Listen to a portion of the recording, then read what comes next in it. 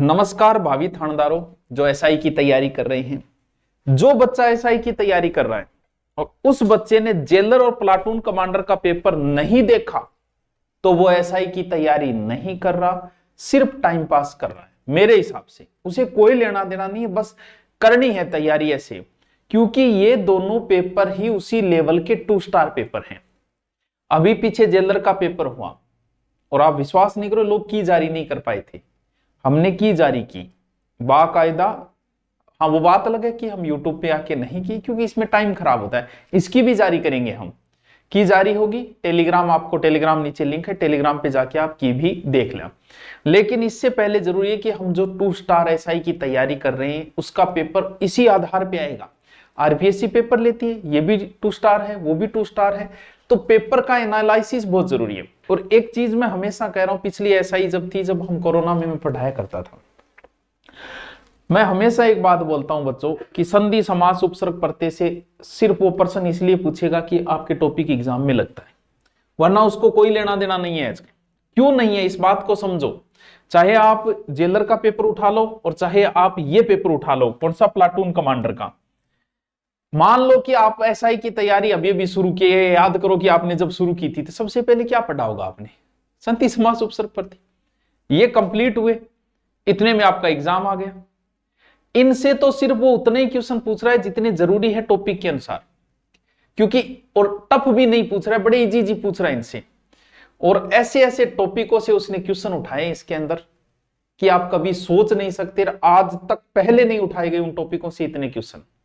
गया वो दौर जो संधि समास उपसर्ग प्रत्यय तत्सम तद्भव विलोम शब्दों से पूछा करते थे। कौन से टॉपिकों से प्रश्न पूछे जा रहे हैं, एक एक पर चर्चा करेंगे कि इस टॉपिक से इतने प्रश्न क्यों पूछे उस बंदे ने। तो सबसे पहले जो हिंदी के टॉपिक हम उनकी चर्चा करते हैं, और आगे आपको देखना है कि एसआई में कौन से टॉपिक पढ़ने, किस प्रकार पढ़ने, किस आधार पर पढ़ने, दोनों चीजें हम देखेंगे। जैसे संधि लगा था तो उसे लगा कि भाई जब लगा रखा है तो 4 प्रश्न डाल दो, उसने मात्र 4 प्रश्न पूछे। समास से मात्र 5 प्रश्न पूछे उसने, उपसर्ग से मात्र 4 प्रश्न पूछे उसने, प्रत्यय से मात्र 3 प्रश्न पूछे उसने। प्रत्यय इतना बड़ा टॉपिक, मात्र 3 प्रश्न। उपसर्ग, समास, संधि जिसे पढ़ने में 1 महीना लगता है, और 1 महीने वाले से मात्र 4 क्वेश्चन पूछने जरूरी थे कि भाइयों दे दो इनको, ताकि इनको भी लगे कि कुछ आया है, क्योंकि यहां तक पहुंचे होंगे। आइए वाक्य शुद्धि, 12 प्रश्न जिसे आप कुछ समझते ही नहीं हो। 12 क्वेश्चन, 12 क्वेश्चन का मतलब समझते हो गया, 12 दूनी 24, 10% अकेला। वाक्य शुद्धि, शब्द शुद्धि 15 क्वेश्चन। और आप खुद देख लो मैं किस आधार पे बढ़ा रहा हूं आपको। मैंने जो संधि में लोग 1-1 महीना टाइम लगा देते हैं, मैंने सिर्फ वो संधि आपको 5 दिनों में कराई। लेकिन आप जाके देखना, अभी मैंने पीछे करवाई थी शब्द शुद्धि टॉपिक, 6 घंटे में शब्द शुद्धि कराई है मैंने। आप YouTube खोल के देखो, क्योंकि पता है कि इन टॉपिकों से वो नहीं पूछता आजकल, सबको आते हैं यार इन टॉपिक। देखो शब्द शुद्धि और वाक्य शुद्धि दोनों को मिलाएं तो ये मान लो 10 और 10 20 27 30 क्वेश्चन, 15% 30 क्वेश्चन, यानी 60-30% अकेले 2 टॉपिक। और इनको तो आप कुछ समझते ही नहीं हो, बस गाइड में दे रखे हैं 15-20 वो पढ़ लिया, ही काम नहीं चलेगा। संज्ञा, ठीक है, संज्ञा से क्वेश्चन पूछे जाते हैं, लेकिन इसमें नहीं पूछे, मात्र 2 क्वेश्चन। सर्वनाम से मात्र 2, विशेषण से मात्र 2 और क्रिया से भी मात्र 2। हाँ ध्यान रहे, एसआई में इन टॉपिकों से क्वेश्चन ज्यादा आएंगे। संधि समास उपसर्ग प्रत्यय से सिर्फ इसलिए पूछेगा कि भाई पूछ लो, टॉपिक दिया हुआ है 3 या 4। लेकिन संज्ञा सर्वनाम विशेषण में एसआई में सबसे ज्यादा क्वेश्चन पूछे जाएंगे, पीछे वाला एसआई और उससे पीछे वाला एसआई भी। कारक, ठीक है, दे दिया 3 क्वेश्चन। अव्यय से पहली बार उसने 3 क्वेश्चन उठाए हैं, 2 से 3 क्वेश्चन उठा लिए अव्यय से, ठीक है। तत्सम तद्भव से उसने ज्यादा क्वेश्चन नहीं उठाए, बस 1-2 क्वेश्चन ही उठाए, कोई ज्यादा क्वेश्चन, शायद 3 क्वेश्चन उठाए लगभग तत्सम तद्भव से, 3 या 4 ही थे, कंफर्म पूरे देख नहीं पाया था मैं तत्सम तद्भव वाले, 3 या 4 क्वेश्चन थे, ठीक है, अमूमन होना चाहिए। आओ वाक्य, संयुक्त वाक्य, सरल वाक्य और मिश्र वाक्य। आप सोच नहीं सकते, इस टॉपिक से बंदे ने 7 क्वेश्चन उठाए, 7 क्वेश्चन। अब मैं कहूंगा क्यों उठाए, जैसे वाच्य, जैसे प्रश्नवाचक वाक्य है, निषेधात्मक वाक्य है, वो उन प्रश्नों से कितने उठाए? 6। सर क्यों उठाए? उसने इसलिए उठाए, चलो ये छोड़ो, लोकोक्ति और मुहावरे से 15% क्वेश्चन आए। 15 क्वेश्चन लोकोक्ति मुहावरे से। सोचो क्यों दिए उसने? इसलिए दिए कि जहां आप 50-50, 60-60 हजार फीस देते हो ना हिंदी के, वहां सिर्फ ये टॉपिक कराई जाती है, संधि समास उपसर्ग पढ़ते। उसे पता है कि कोचिंग में क्या करवाया जाता है, स्टूडेंट क्या पढ़ता है और मुझे क्या पूछना है। पेपर तुम्हें पास करने के लिए नहीं लिया जा रहा है, तुम्हें फेल करने के लिए लिया जा रहा है। इसीलिए उसे पता है। कौन करवाता है इन टॉपिकों को? लोकोक्ति मुहावरे। मैं बहुत पहले से, आज 3 बार यूट्यूब पे करा चुका हूं मैं लोकोक्ति मुहावरे। कोई नहीं करवाता है लोकोक्ति मुहावरे, तुम लोग कुछ नहीं समझते हो इनको। अभी पीछे वाला पेपर जेलर का लोकोक्ति मुहावरे मास्टर गोल हो गए, उसमें अध्यापक तक नहीं करवा पा रहे थे। इसलिए कह रहा हूं पढ़ लो इनको। हिंदी तुम्हें पढ़नी आती है, लेकिन हिंदी जब कंपटीशन में है ना, तो हालत खराब कर देगी तुम्हारी। लोकोक्ति मुहावरों से 15-15 क्वेश्चन, और आप समझते अरे कुछ नहीं, लोकोक्ति का क्या पढ़ना यार, कर देंगे, नाच न जाने आंगन टेढ़ा। ऐसे नहीं आते। 15 लोकोक्ति, आप पढ़ते तक नहीं हो लोकोक्ति मुहावरों को, कोचिंग में करवाए तक नहीं जाते। जहां आपने फीस दी है कहना वहां करवाओ। मैं करवाता हूं, ऑफलाइन करवाता हूं, ऑनलाइन करवाता हूं। वो हर बार कम से कम 150 से 200 लोकोक्ति, 150 से 200 मुहावरे करवाता हूं। आप ऑनलाइन कोर्स में जाके देख लो, यूट्यूब तक के मैंने करवा रखे। क्यों? क्योंकि मैं इस बात को जानता हूं कि वो पूछे कौन से जाते हैं। अनुभव यही थोड़ा काम आता है। क्यों? क्योंकि इन टॉपिकों से नहीं पूछे जाते आजकल। यार कौन सोचेगा कि लोकोक्ति मुहावरे के 15 क्वेश्चन पूछेगा कोई? प्लाटून कमांड, लिंक 3 क्वेश्चन, ठीक है, सही है। इस हिसाब से वचन के भी लगभग 3 क्वेश्चन है, और काल के लगभग 1, क्रिया का 1-2 क्वेश्चन आया। वाच्य 3 क्वेश्चन, अच्छे क्वेश्चन पूछे। और आप सोच नहीं सकते, छोटा सा एक टॉपिक विराम चिन्ह और 14 प्रश्न, 14 प्रश्न विराम चिन्ह से। और यहां आपको कंपटीशन में जहां कोचिंग करते हो, वहां एक पेज में आपको विराम चिन्ह कंप्लीट करवा दिया गया होगा, मात्र एक पेज में। अरे एक पेज में 14 लाइनें नहीं हुई होगी तुम्हारे, यहां 14 क्वेश्चन पूछे बंदे ने। क्यों पूछे? उसके पीछे भी एक रीजन है। क्योंकि विराम चिन्ह आप पढ़ लेते हो कि ये चिन्ह है, उनका अभ्यास नहीं कर पाते, अभ्यास की गाइड नहीं आती, अभ्यास के ऑब्जेक्टिव नहीं मिल पाते। इसीलिए विराम चिन्ह आप कितने अच्छे पढ़ लो, आपके गलत हो जाते हैं। यहां वाच्य आप कितना अच्छे पढ़ लो, कहां से पढ़ोगे? इसके उदाहरण ही नहीं मिलेंगे। 2-2, 3-3 उदाहरण, बस कहां से कर पाओगे आप? कहां से ये टॉपिक कर पाओगे? वाक्य शुद्धि, शब्द शुद्धि, वाक्य शुद्धि कैसे पढ़ोगे इनको?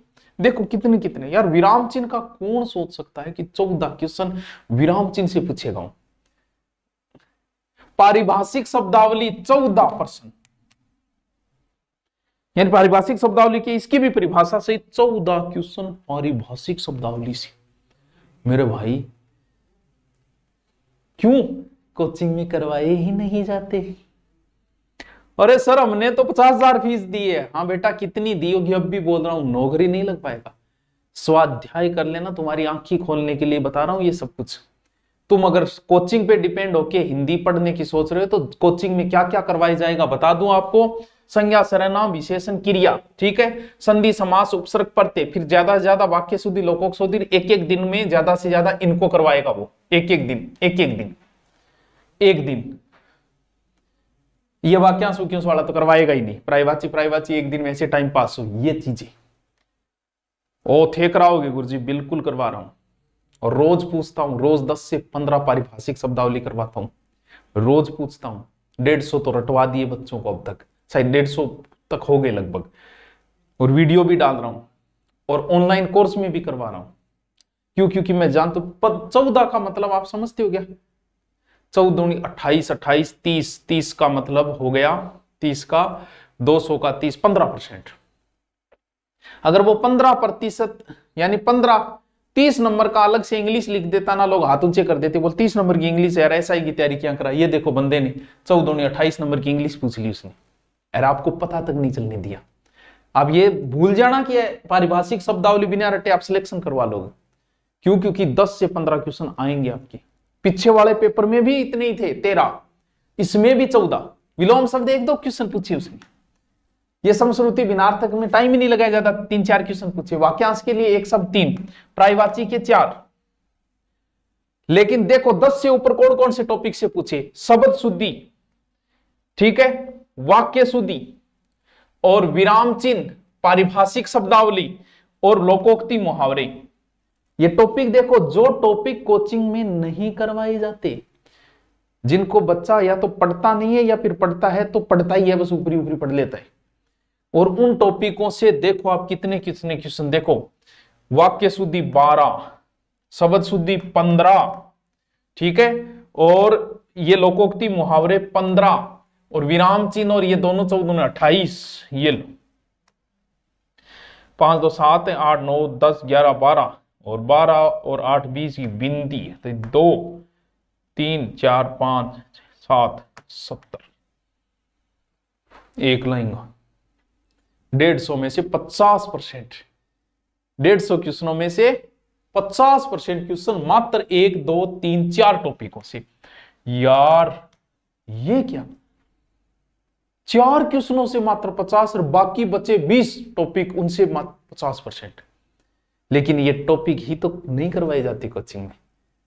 अब आरपीसी का टारगेट ये है कि जो जो कोचिंग में नहीं करवाया जाता वही पूछो, कोचिंगों के पीछे पढ़ावा है। तो इसलिए बोल रहा हूं बच्चों अच्छे से अध्ययन कर लो, जो टॉपिक नहीं करवाए जा रहे वहीं से प्रश्न है। संधि समास उपसर्ग प्रत्यय बहुत पुराना ट्रेंड हो गया, संज्ञा सर्वनाम विशेषण क्रिया हर कोई करवाता है कोचिंग में, लेकिन रोज 10 पारिभाषिक शब्दावली रटना, नहीं रटे जा रहे तो कोई बात नहीं, कोई फर्क नहीं पड़ेगा। एसआई जैसी आप बड़ी नौकरी लगने जा रहे हो, 100 200 500 का अगर कोर्स ले लोगे तो कोई लंबा फर्क नहीं पड़ेगा। रोज मेरा एसआई का लाइव बैच चल रहा है, सिर्फ संधि हुई है, समास शुरू किया है, 3 टॉपिक रोज करवाता हूं साथ में। एक रोज 10 पर्यायवाची करवाता हूं, रोज 10 पारिभाषिक कराता हूं और रोज एक नया टॉपिक जो चलता आ रहा है वो चलता है। जैसे संधि कंप्लीट हुई, समास चल गया, लेकिन उसके साथ 10-10 वो करवाता हूं, क्योंकि ये टॉपिक आपको बहुत आगे। रोज पारिभाषिक शब्दावली कम से कम आपको 400-500 याद करनी पड़ेगी, एक साथ नहीं होते, तो रोज 10-10 तो आदमी याद कर ही लेते हैं।